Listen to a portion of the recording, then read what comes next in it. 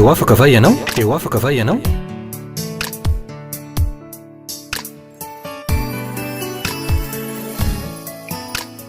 fandaharany arana fiangonana refi androndra kely dia faly miarabantsika rehetra tompoko amin'ny anaran'i jesosy faly indray ny tenanay a mihoana amintsika tsiraray avy amin'ny alalan'izao fandaharana teo afaka vahenao izao mirary soso ny fitahian'andriamanitra ary fiatanan'andriamanitra ho aminao sy ny tokantranonao ho aminao sy ny ankonanao izay manaraka izao fandaharana izao tenin'andriamanitra moa no zaraina amintsika eto a ary hivavaka ho antsika ihany koa izay hivavaka fohy loha isika ho fanomboana ny fotoana alohan'ny amakintsika avy hatrany a ny tenin'andriamanitra ry andriamanitra avo indrindro makasitraka anao zay amin'ity androany ity raha mbola ampionao indray amin'ny alalan'izao fandaharana izao ahafahanay mizara ahafahanay koa miandre ny teninao andriamanitra o mitenena androany satria velona sy mahery ny teninao miasa ary mikasika ny olona miaraka amin'ny fanamasinao izay mampiteny ny mpanomponao indray dia misaotra indrindra tompo amin'ny anaran'i Jesosy Kristy amen. Eny ary tompoko amaky tenin'andriamanitra isika andevaka itsika ny tenin'andriamanitra ao amin'ny epistilany Jakoba toko 4:7 izany vakitsika amin'ny anaran'i Jesosy izao ny voasoratra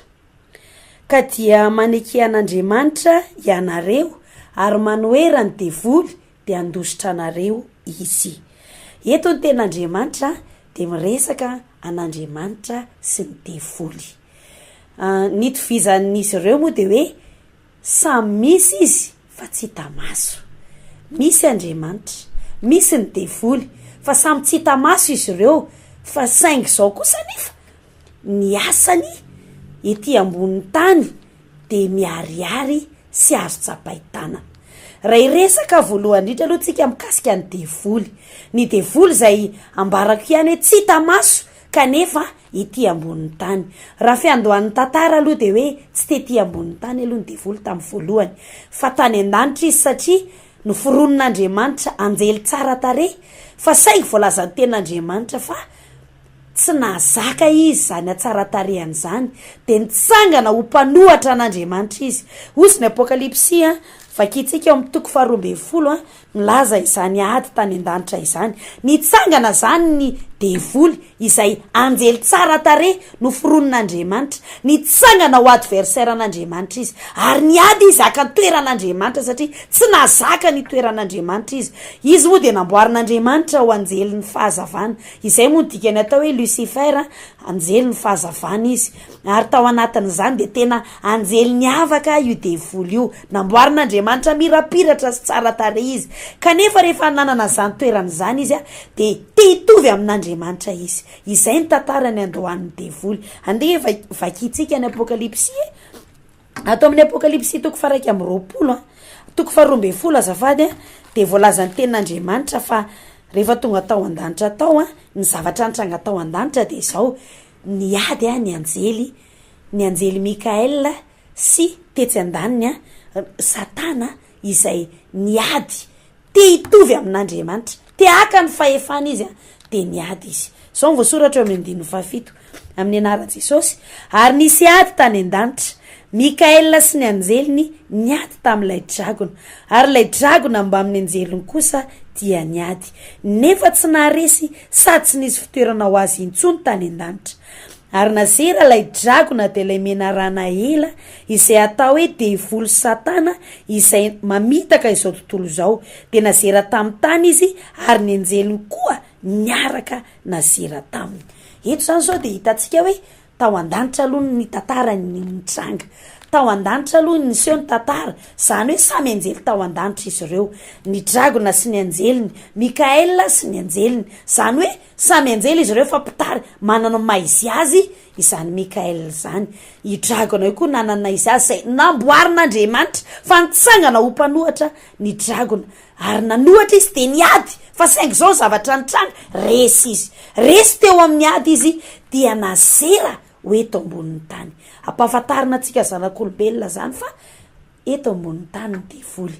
aiza eto ambonin'ny tany izy inona ny mission eto ambonin'ny tany. Voalazan'ny tenin'andriamanitra tena am-pandohana moa hoe maneky nitaonantsika le ten'Andriamanitra anaky an'Andriamanitra fa kosa nohatra an'io devoly io satria anisan'ny zavatra lehibe misy eo an'io devoly io eto ambonin'ny tany teny mamitaka izao tontolo izao mamitaka izao tontolo izao zany hoe ny olombelona zay asa tanan'Andriamanitra eto amin'izao tontolo izao nofitahany ary ny tantara zay fafantarintsika hoe raha nijery ny ten'Andriamanitra tsika hatrany amin'ny fiandohana natao hoe Genesisy de Adama sy Eva zay olona voalohany noforonon'Andriamanitra izay namboarin'Andriamanitra ny olombelona tao anatin'ny say edena ny aina tamin'ny fiainana mahafinaritra tsy nisy aretina tsy nisy korotana tsy nisy fahafatesana fa izao tonga amin'izay ny devoly nakafana ny Eva rehefa nakafana ny Eva izy de niteny any Eva izy hoe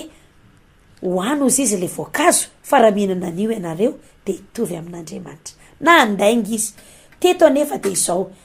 tena nino ny lainga ny Eva tonga amin'izay ny olana lehibe tonga amin'izay ny ozina teto ambonin'ny tany tonga amin'izay ny Kristy teto ambonin'ny tany anisan'ny voozina tamin'izany i Adama sy Eva ny tany ary ny mena rano izay nidirany Satana nandragona tamin'izany fotoana izany rehefa nanaiky ny tenin'ny Satana moa Eva de inona zavatra nitranga nijaly ny zanak'olombelona tonga teo amin'izay ny fahoriana ary zany no antony ilazany tenin'Andriamanitra ao amin'ny epistilany Jakoba hoe toero ny devoly io devoly io zany tsy mifidy tavan'olona tsy mifidy na iza fa rehefa olombelona eto ambonin'ny tany de izao no misy eo any devoly amotika an'ireo zanak'olombelona ireo amotika antsika zanak'olombelona na iza ianao de izay no asan'ny devoly eto ambonin'ny tany de ny anravatsika ny amotika atsika ny animba atsika génération par génération ary tena amotipotika tsy hitondra fiadanana fa ampijaly atsika zanak'olombelona zao mantsy zavatra tokony ho fantatsika ihany koa tsy hoe eny ambonin'ny tany fotsiny izy de mandehandeha araka voalazan'ny Efesianina fa ozy Jesosy eo amin'ny Matio 12 voalazan'i Jesosy fa raha mivoaka amin'ny olona ozy izy ny fanahy maloto zany hoe izy zany tsy vitany hoe mampijaly fotsiny manadalan'ny olona fotsiny eny ivelany fa tena mipenetra miditra ao anatin'ny olona ny devoly ahoana moa no asantsika milazan'izany ahoana ny porofo ilazantsika fa tena niditra ao anatin'ny olona ny devoly tsy tamaso izy samy tsy tamaso Andriamanitra izay namorona zao tontolo zao tsy tamaso koa ny devoly etsy andaniny fa saingy zao ny asany no manapirofo fa ao izy ahoana ary ny afantarana fa misy devoly ny olona ahoana ny afantarana fa tena ao anatin'ny olona ny devoly voalazany ten'Andriamanitra fa mamitaka izao tontolo zao izy petsaka no pirofo manambara fa ao anatin'ny olona ny devoly voalaza filazany tsara ny Jaona moa fa ny devoly tsy mamitaka fotsiny fa mamono izy mandringana izy mandrava izy be ny fiainan'ny olona rava no nataony devoly io be ny fiainan'ny olona zay potika amin'izao vaninandro ianantsika izao ny tokantranon'ny olona zao tena betsaka mba tsy ilazako aminao hoe tena ny akabeazan'ny tokantrano de tena simba de tena rava porofo mitohaka miteny raha makany amin'ny fitsarantsika de izao hoe betsaka ny fangatahana divorce ao amin'ny fitsarana betsaka ny olona ny mampiditra divorce ao amin'ny fitsarana tena miakatra mitombo ny statistika pourcentage ny olona izay mangataka an'izany divorce izany na ihany koa mampiditra divorce rava ny tokantranon'ny olona rehefa rava zay moa ny tokantrano de rava ny ankonana rava ny ankizy simba ny ankizy be ny zavatra fampitiana teraka zany ny fahasalamana aloha ny famoizapo ny faharavany ny fiainan'ny olona de tena hitatsika miarihary amin'izao fiainana izao fantaritsika moa tena asan'ny devoly zany raha ijery tantaritsika eo amin'ny baiboly anaporofonsika azy Jodasy de lehilahy anankiray io Jodasy io de anisan'ny lehilahy tao anatiny atao hoe mpianatry Jesosy fa voalazany ten'Andriamanitra ao amin'ny Luka 2:20 vakitsika nge zany ten'Andriamanitra izany ny filazantsara ny Luka 2:20 amin'ny anaran'i Jesosy eno tsara makiko ny ten'Andriamanitra eo amin'ny 9:7 fa Satana niditra tao anatin'ny Jodasy lay atao hoe Iskariota anankiray tamin'ny 12 lahy dia nakeo amin'ny loha ampisorona sy lehibe ny mpiambina izy ka niresaka taminy amin'izay amadiany an' Jesosy amin'ireo. Fa Satana niditra tao amin'ny Jodasy, tsy hoe niresaka tao amin'ny sofiny fotsiny nanakafana azy teo ivelany, fa tena niditra tao anatin'ny Jodasy. Jerentsika amin'izay ny tantaran'ny Jodasy, namadika an' Jesosy Kristy izy. Rehefa avy eo mbola idirako hoe any amin'ny tapany faharoa hoe inona no mission an' Jesosy ary ahoana no tiana atao aminao ary raha naika azy ianao dia inona no entiny eo amin'ny fiainanao. Fa iresaka momba ny devoly aloha ny tapany voalohany. Dia rehefa niditra tao amin'ny Jodasy Satana dia lasa niova izy, izay ekipan' Jesosy, izay anisan'ny apôstôly dia lasa nivadika nivarotra an' Jesosy tamin'ny vola 30 izy ny tenin'Andriamanitra. Nefa rany nefany dia andeha hijerentsika hoe nafinaritra be ve nefa rany fiainan'ny Jodasy anaporofoko aminao hoe anisan'ny porofo ahafantarana fa ao amin'ny olona ny devoly. Tafiditra ao anatin'ny devoly dia potika ny fiainany, rava ny fiainany. Dia izao ny voalazan'ny apôstôly ny asan'ny apôstôly toko faharoa, asan'ny apôstôly toko voalohany amin'ny anaran'i Jesosy vakitsika ny ten'Andriamanitra eo amin'ny andininy 9. Asan'ny apôstôly toko voalohany andininy 9. Lehilahy tsy maintsy notanterahana ilay tenin'ny soratra masina nampilazain'ny fanamasina raha teo an' Davida ny amin'ny Jodasy, izay tonga mpitarika ny olona hisambotra an' Jesosy. Fa izy dia isantsika ihany ka nahazo anjara tamin'izao fanompony izao koa. Koa izany lehilahy izany dia nahazo sahy tamin'ny tambony fahotany ary potraka ny akohaka izy dia vaky ny kibony ka nipoka sady mivaroraka avokoa ny tsinainy. Ry havano, mampalahelo be zany tantaran'ny Jodasy zany. Ahoana ozy izy? Potraka izy dia kohaka ary vaky ny kibony, nipoka sady nivaroraka. Tena ratsy be zany. Inona natonga an'izany? Rehefa niditra tao amin'ny Jodasy aloha ny devoly dia lasa nivadika tamin'i Jesosy izy. Na iza angena iza ny olona tsy tian' Jesosy zany, manana fiainana ratsy, mpamadika, manana fiainana ratsy, fitondran-tena ratsy, dia satria ao amin'ny devoly tsy sitrapony ange zany. Aiza le Jodasy tena naman' Jesosy, mpianany 12 zany, olom-bo fidy manana maha izy azy. Fa saingy izao hafa niova ny réaction an' Jodasy, fa lasa namadika an' Jesosy izy. Inona reny nazo an'ity Jodasy ty? Ozy izy ny tenin'Andriamanitra amin'ny jaona toko 2:20 teo hoe fa Satana niditra tao anatin'ny Jodasy. Rehefa tafiditra ao anatin'ny olona zany devoly dia lasa mitondra ny fiainan'ny olona, mamaritra ny toetran'ny olona ary tsy vitan'izany fa mitondra fampitehana amin'ny fiainan'ny olona. Betsaka angen'ny olona potika ny fahasalamany, potika mihitsy ny maha olona azy. Betsaka zao ny olona tsy mitovy amin'ny olombelona tsony izy, fa lasa ohatran'ny biby zany izy. Tsy mampaninina azy tsony manambadimbady ohatran'ny alika ohatra, mety ratsy be ngam''izany fiteniko azy zany. Fa tsika efa nahita alika hoe dia isoram-panambadiana, tsika efa nahita alika hoe reny alika reny dia anana voninahitra hoe reny izy fa atao raharaha. Zany ny fiainan'ny biby zany. Na ny biby izay hitantsika hoe azo hoe mety etretinao hoe extrême zany pastera, biby ve nanoharanao ny olona. Matoa Andriamanitra namboatra ny olombelona dia izao hoe ny olombelona dia manana ny maha izy azy, fa tsy mitovy amin'ny biby izy. Manana fisainana izy, manana ny maha izy azy kokoa izy, ary lehibe lavitra izy noho ny biby ry havana. Kanefa tsy vita izao ny olona efa miaina amin'ny abibiana tahaka izany. Hitantsika ireo violona etsy sy eroa, ireo famonoan'olona etsy sy eroa, izay tena hoe mahatsiravina ny fiainan'ny olona satria nahoana mahazo laka le devoly ao anatin'ny olona mahatonga azy manana zany fiainana zany. Etsy an-daniny koa nefa dia tena potika ny fiainan'ny olona. Betsaka ny olona potika ny asany, potika ny tokantranony, potika mihitsy le maha olombelona azy. Tsy hita mihitsy izay maha olombelona azy fa mitovy amin'ny biby izy. Tena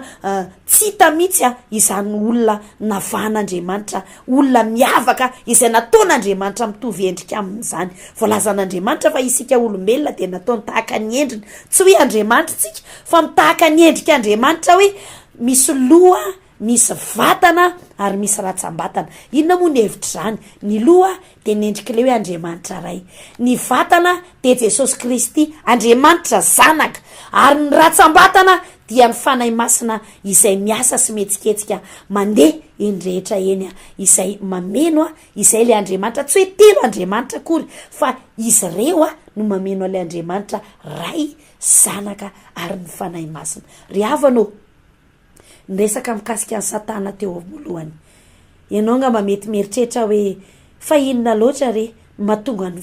fiainako toy izao, za tena matsapa hoe ratsy ny fitondrantenako kanefa matsapa hoe ohatrany plus fort que moi ozy ny fitenenan'ny olona matetika hoe tsy resiko ange zany, tena henoko mihitsy hoe misy manosika izay le Satana ao anatin'ny fon'ny olona, ao anatin'ny vatany ao, izay maniry azy, mampirisika azy anana zany personnalité, anana zany fitondrantena izany. Ry havano, raha milaza n'izany akory izay mpanompon'Andriamanitra, tsy miapanga olona izay, tsy sanatria kory izay hoe milaza aminao hoe olona ratsy ianao, fa izao tenin'Andriamanitra izao hitondra vahaolana ao anao. Izany tantarany Jodasy zany moa izay nentina naporofona amintsika hoe raha voalazany filazany tsara, voalazany tenin'Andriamanitra hoe tena mibaribary fa potika ny fiainan'ny olona rehefa tafiditra ao amin'ny devoly. Betsaka matsy ny olona tsy mety manaiky an'izany hoe za tsy misy devoly zany ka, ay zary le izy ange fanahy, tsy hita maso, tsy azonao samborina, tsy azo tsapay-tanana, kanefa misy izy ry havana, ary ny afantarana fisiny de ny asany. Ohatra ny rivotra, tsika zao raha mahita ny rivotra, tsisy mahita ny rivotra zany tsika fa mahafantatra ary resy lahatra na iza na ny manampaizana indrindra eto ambonin'ny tany ary de samy matsapa fa misy zany rivotra zany, mitsoka izy, enitsika ny asany izy, enitsika ombeny ary raha tsy misy nge ny rivotra de maty daholo tsika, tsisy oxygène, maty ny olombelona, tena mitana ny aitsika zany kanefa tsy hitany masotsika. Matetika ny olona no miezaka ny tsy manaiky an'izany hoe tsy misy Andriamanitra, etsy andany koa sasany milaza koa hoe tsy misy ny devoly, kanefa nge ny degana fampotehana hoentiny efa iainana isan'andro ny fahasalaman'ny olona maro potika noho ny ataon'ny devoly, jerena ataon'ny bilan, ataon'ny fitarafana, tsy hita mihitsy hoe inona mahazo azy satria fanano mipetraka ao aminy. Mety hita ihany koa fa miverina foana mahazo azy zao karazam-paoriana rehetrarehetra zao. Ry hava malala izay mandrea, izay mahita amin'izao fotoana izao, ampahafantarina anao zany famarinana zany satria nahoana raha izany ary ny asa ataon'ny Satana eo amin'ny fiainan'ny olona, ny zavatra lehibe ambarako aminao amin'ny anaran'i Jesosy de zao hoe azo resena tsara izany devoly zany, azo resena tsara ny devoly. Ry havana, indraindray ny olona de miteny hoe matanjaka be ny devoly, mahery be ny devoly. Non, tsy marina zany, Andriamanitra ny tena mahery. Za koa tsy miteny hoe tsy misy hery ny devoly, matoa izy miditra ao anatin'ny olona invisible, zany hoe mihoatra noho ny fahaizan'ny olombelona ny ainy satria tsy hita maso izy. Tsy mila sakafo ohatratsika olombelona izy, tsy mety reraka amin'ny fiazakazana satria tsy hita maso, afaka maniditsidina, afaka mipenetra mirindrina sy ny sisa kanefa ry havana de ambarako aminao hoe azo resena tsara ny devoly. Hoy izay ngamena hoe afomba ahoana nentina andresena ny devoly zao ary ny vahaolana rosin'ny tenin'Andriamanitra ka dia manekehan'Andriamanitra ianareo. Jakoba 4:7. Eto zany zao tenin'Andriamanitra de mitondra vahaolana ao antsika hoe ahoana no fomba handresena n'le devoly izay mampijalijaly antsika zanak'olombelona, fototry ny olana, fototry ny fitondrantena ratsy, fototry zao fampitehana ara-tokantrano, arakasa. Be de be ny olona manana diplôme, nianatra, tena atao hoe manamaizy azy fa tena hoe potika foana ny fiainany, ny fon'ny olona be de be ny simba fon'ny olona, be de be ny simba fahasalamanan'ny olona, be de be ny simba fitondrantenan'ny olona satria ao anatiny le fanaratsy, misy devoly ao anatiny ao. Zao ary mangetaheta venao ny alan'izany eo amin'ny fiainanao, vahaolana lehibe ary ny atoro ny tenin'Andriamanitra. Zao ny vahaolana voalohany, mila manaiky an'Andriamanitra, zay aloha ny voalohany, mila manaiky an'Andriamanitra. Andriamanitra aloha tsy afaka tonga de asy eo aminao na mangetaheta be ary ianao hoe hay ve devoly mampijaly atoy zao hoe hay ve devoly mahatonga na ratsy fitondrantena be ohatry zao hoe, ary zany mihitsy no ampiarezana antsika hoe ianao nge raha iezakeo tsy afaka zany be de be no milokaloka hoe tena manangan-tanana mihitsy ny sasany hoe za tsy ianao tsony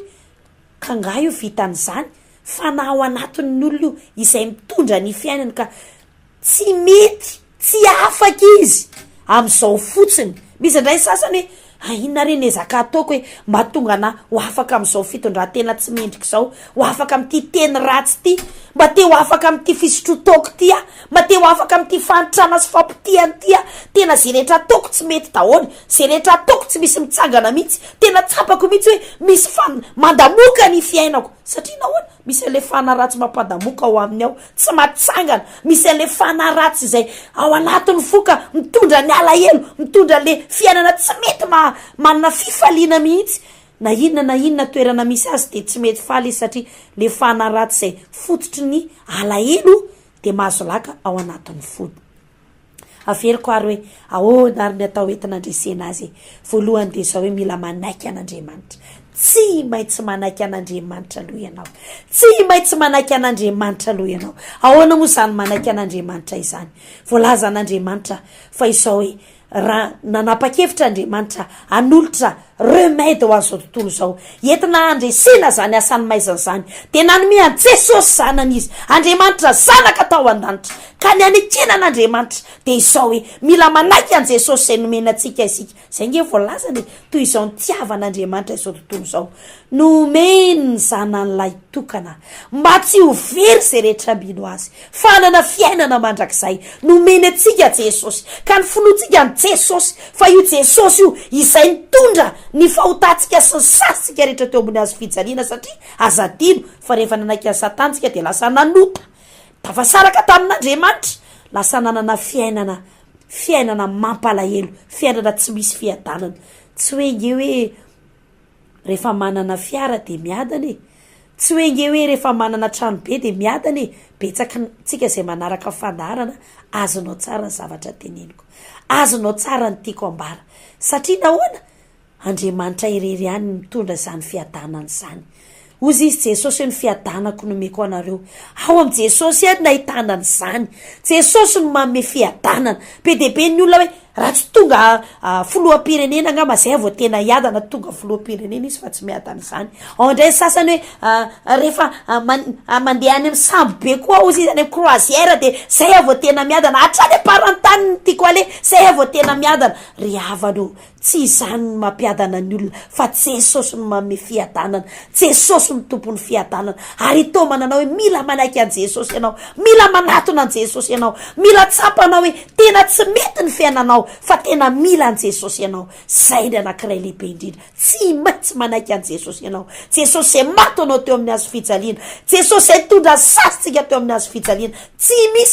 misy lalana, tsy misy fomba hafa atokana io devoly io ho resy eo amin'ny fiainanao raha tsy zay aloha ny dingana voalohany hoe mila mino ianao fa Jesosy no maty ho anao teo amin'ny hazo fijaliana ary maty ary nitsangana tamin'ny maty tamin'ny andro fahatelo. Velona mandrakizay raha mino azy ianao de hiditra ao anatinao izy satria Jesosy ihany koa tsy hitany masonao fa afaka miditra ao anatinao raha raisinao. Ozy ny Apokalipsy 7:20 hoe ino mitsangana eo ambaravarana izy ka mandondona. Raha misy mihaino feloka mo varavarana de hiditra ao amin'izy. Amin'izao fotoana izao, amin'ny alalan'izao afatra ho entin'ny mpanompon'Andriamanitra izao de mandondona Jesosy de hiditra ao anatinao. Tsy maintsy maneho nefa ianao fanekena amin'ny vavanao, amin'ny tenanao ray manontolo, amin'ny fonao rehetra fa tapa-kevitra ianao anaiky an Jesosy. Tsy maintsy manaiky an Jesosy ianao, tsy maintsy manolo tena ho an Jesosy ianao, tsy maintsy manapa-kevitra anara-tiany io Jesosy io ianao. Ary tapany faharoa de ozy hoe manoherany devoly. Izany indrindra ny tomana ianao, ny fanoherana ny devoly na ny fanoliana ny devoly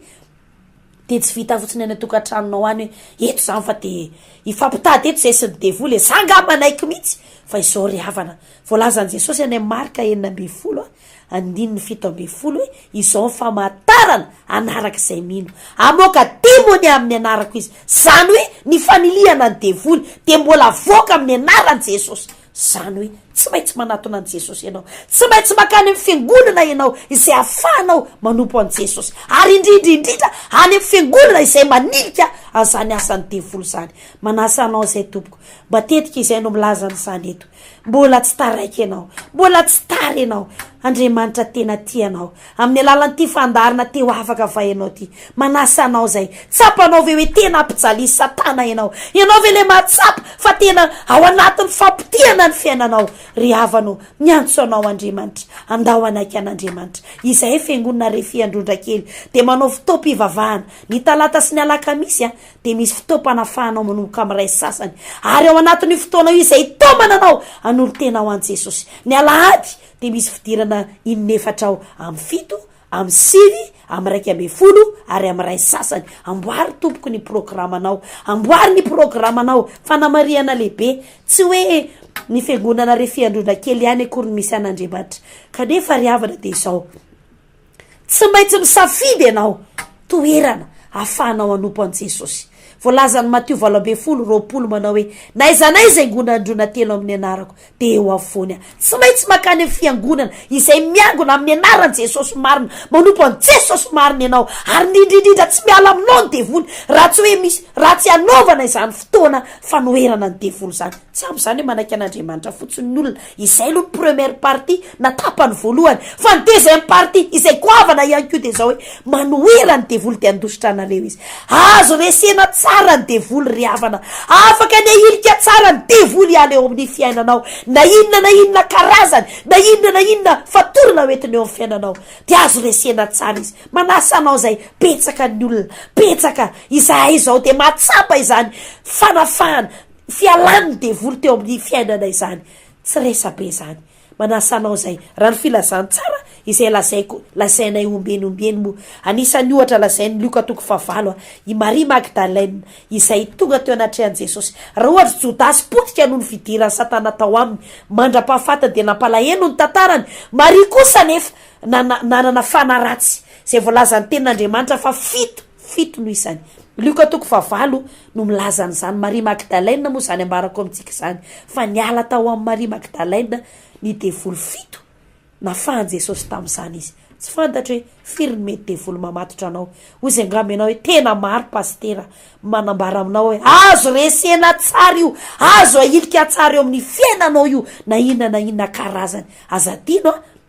fa miara-miasa amin'izy ireo ny ozina misy natao hoe ozina zay fa niainan'ny olona ary novain'ny olona tamin'ireo razambeany ary ao anatin'izany ny fanaratsy ny devoly izay manatanteraka io ozina io eo amin'ny fiainan'ny olona ohatra noho ny fanompontsampona taony izay fantatsika tsara fa saiky ny akamorontsika malagasy de niaina tao anatin'izany fanompontsampy zany ny fahotana koa ny mavooziny ny fahotany adamasevana tonga azy voaozina tsy hoe ny fanompontsampy ihany ny fahotana fa rehefa fahotana de miteraka olana miteraka ozina kanefa de izao tsy ilazany zany hiapangana izan'izy fa hitondra vahaolana ho anao filazany tsara ho anao ambara aminao fa mbola afaka niala aminao zany herin'ny maizina zany mbola milaza vaovao mafaly aminao fa ianao mihitsy le tian'Andriamanitra ho afahana ianao mihitsy le tiany Jesosy tsy tonga mba hanameloko anao Jesosy fa tonga Jesosy hitondra fanafahana ho anao ry havanao tena tianao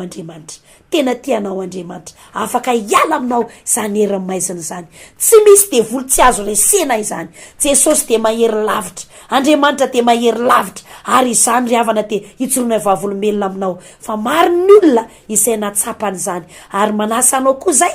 ho tonga fa tena andraisanao izany fanafahana izany efa madiva sady ho faranako ny tenin'Andriamanitra ity ampamarananao de ty ampahery anao manokana hoe aza vela isy antony tsy atongavanao eny ny devoly angamo faly ny andehananao amin'izany fanafahana zany ny devoly angamo faly ny anekenao an'Andriamanitra izy de mpamitaka rehefa tonga amin'ny fony olona de mamitaka izy milaza hoe tsy marina zany tsy misy Jesosy resabe zany fa za kosa nefa milaza aminao hoe andramoka izy aho fa tsara Andriamanitra manasa anao mitona anao ary havana mbola velona ianao mbola afaka misafidy tsara misafidiana ny fiainana de ho velona ianao voninahitra ao an'Andriamanitra hivavaka ao anao mba hikasika anao Andriamanitra hikasika anao Andriamanitra ka anana hery anao hiainga any amin'ny tokantranonao ka hamonjy fotoam-bavaka hamonjy ny fiangonana hamonjy azany fotoana afahanao hiaraka sy anaiky an Jesosy zany ary anoerana anongotana ireo fanaratsy izay nahazo laka namatotra ny fiainanao ka tonga anao ho afaka ihany koa andositra eo amin'ny fiainanao zany devolo zany iongotra andositra raha baky teny ozy ny tenin'Andriamanitra hoe andositra anareo izy tena possible tena afaka ny andositra hiala amin'ny fiainantsika ny devoly hivavaka arytsika tompoko ry Andriamanitra avy indrindro mivavaka ao amin'ny olona aho izay manaraka izao fandarana izao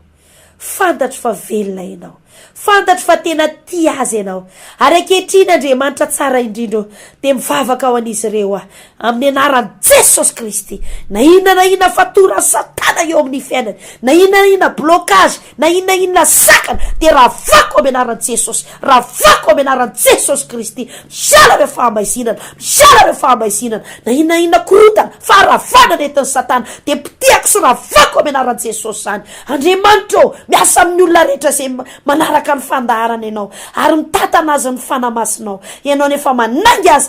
tonga azy iainga Jesosy eo andeha hamonjy an'izany fotoana ahafahany manompo sy manaiky ianao ary indrindrindrindra anoherina sy anolianareo heramaizina izay mamatotra azy ka tonga azy hanana fiainana feno fiadanana hanana fiainana tsara sy mahafinaritra araky ny nambaranao Jesosy fa ao aminao ihany zany fiainana izany makasitraka anao zay amin'ny anaran'i Jesosy Kristy amen.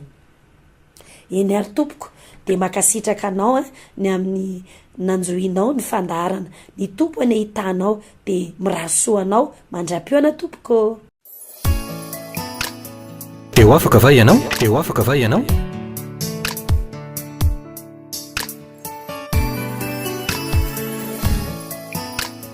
Fandaharana iarana fiangonana Refi androndra kely